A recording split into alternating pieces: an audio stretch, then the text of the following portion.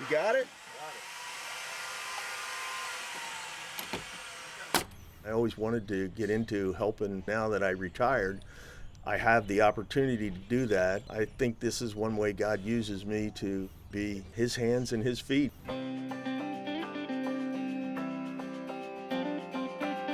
My name is Tom Fry. I'm from Gilbertsville, Pennsylvania.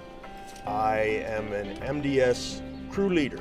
I am in LaGrange, Texas, and I love it here.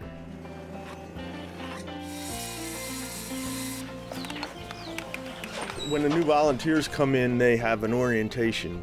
Tell them exactly what's expected, introduce themselves, we introduce ourselves. The information that they put on the sheets tell us what they can do and what they cannot do and what they like to do. And that information, the director usually goes through that information and says, okay, we need this guy to do that over on that job and this guy to do this over on this job. It's pretty amazing actually how that works. Usually the right people are in the right job where we need them and the work gets done. Typical day would be, we get up in the morning, you have to pack your own lunch. You have a list on the blackboard, tells you where you're supposed to go and with what crew you're working with that day. Some jobs you have to start the morning by loading the trucks with the tools you're going to need for the day. That's part of the crew leader's job, to realize what's got to be done and what tools come out of the trailer and go in the truck, and then send you out to the jobs.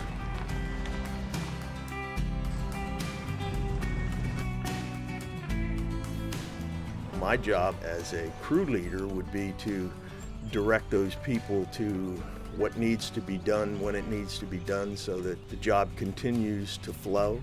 Get the right people in the right position. And you learn pretty quickly, you pick up on what people can do and what they can't do. It's always good to put people in positions that they excel at, that they're good at. I think that's what most of the directors try to do, so that the job moves along well and everybody enjoys what they're doing. Get a break in the morning, lunch break. Sometimes we take an afternoon break. A lot of times they say, no, we don't want a break, we want to work. I always like to take a break.